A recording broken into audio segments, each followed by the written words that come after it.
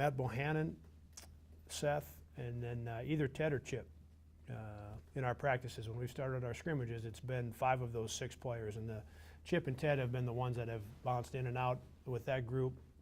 There's some things that I like about Ted being in there and move Seth down to that power forward, so we're bigger up front. It puts a senior in Chip on the bench, who is a guy who can come off the bench then and get points for you. He's shooting the ball very, very well right now. He has the kind of experience where he's going to play good whether he starts or comes off the bench. Very valuable to have a senior in that spot. So I like that part of it. Chip's played well, so we'll see where we haven't made a decision on an entire starting lineup or on Ted and Chip. But right now it would be 5 of those 6. Now the one thing I can tell you, I've talked about our defense and rebounding. The lineup with Deon, Wes, and Bohannon, that's a good lineup at the offensive end of the floor and in transition. They haven't proven to be a very good defensive unit, and they haven't been a very good rebounding unit in practice. That needs to improve. It needs to improve quite a bit if that's the lineup that we're going to put on the floor to start. If it doesn't improve a lot in the next 10 days, that brings Jeremy, Marv, Max, that brings one of those guys into the equation.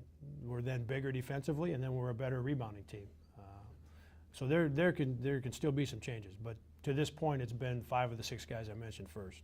With the limited game experience you talked about, how much extra are you looking for from Seth and Deon, the guys who've been there, kind of decide what they do on the court, just the extra stuff? Yeah, and that's going to be one of the keys to our development this year. Chip and Matt Morrison have done a great job in terms of having guys in the right places, and they've done a great job in the locker room. They've done a very good job at practice. The 2 guys that you mentioned, Carson, are the 2 that have played the most for us. They're 2 of our 3, or they're our 2 best players, and I've talked with them about the importance of their leadership, taking on more from a leadership standpoint, and that's different for them. You know, last year they had 4 seniors, and all the 4 seniors last year each had a role in leadership, and they each, between the 4 of them, they did a great job with it. Deon and Seth didn't have to, you know, they could play. They didn't have to have their antennas up, if you will, in terms of what's going on around them as much. They do now. They're into their 3rd year.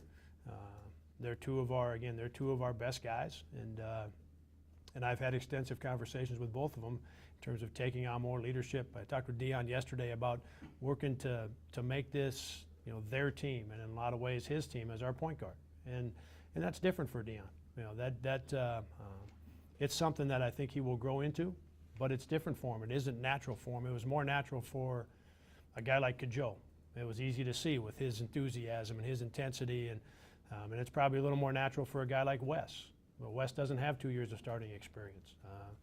Between Wes and Deon in particular, they need to work to make it their team, and Deon's got to be a big part of that. And then Seth has proven himself to be a really good player, right? One of the top players in our league, and with that comes responsibility and leadership, and he's working towards that. You said in the summer that